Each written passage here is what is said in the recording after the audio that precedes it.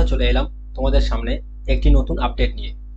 আপডেটটি হলো অন্নপূর্ণা যোজনা ফর্মে এতগুলো ডেটা বা ইনফরমেশন কেন চাইছে এবং কারা কারা এই অন্নপূর্ণা যোজনা সুবিধা পাবেন না। তো অনেকের মধ্যে প্রশ্ন যে যদি কেউ আয়কর বা পি ট্যাক্স দিয়ে থাকেন তারা কি পাবে?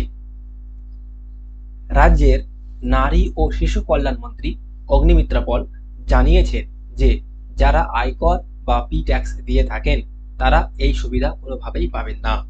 কিন্তু দেখা যায় যদি স্বামী লাখ লাখ টাকা আয় করেন কিন্তু স্ত্রী কোনোরূপ আয় করেন না বা তিনি হাউসওয়াইফ কিংবা তিনি কোনো আয়কর দিচ্ছেন না, তাহলে কি তিনি এই সুবিধা পাওয়ার যোগ্য? হ্যাঁ বন্ধুরা, তাহলে তিনি এই সুবিধা পাওয়ার যোগ্য। এক কথায় স্বামী আয়কর দেন কিন্তু তার স্ত্রী কোনো আয়কর দেন না। স্বামীর 4 চাকা গাড়ি আছে কিন্তু স্ত্রীর নেই, সেক্ষেত্রে তিনি এই প্রকল্পের সুবিধা পাবেন। অনেকের প্রশ্ন, তাহলে ঘর বাড়ি বিষয়ক জানতে চাইছে কেন এবং কটা কি প্রকল্পের সুবিধা পাচ্ছে এটাও জানতে চাইছে কেন?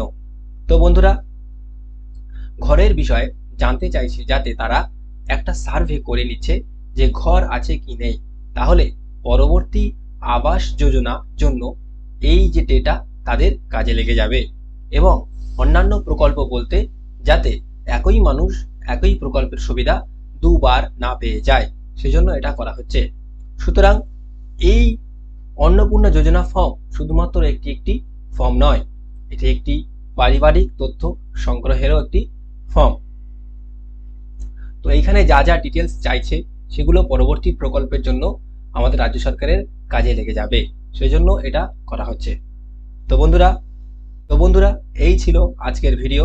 ভালো লাগলে লাইক করবেন এবং সাবস্ক্রাইব করে পাশে থাকবেন নতুন আপডেট পেতে।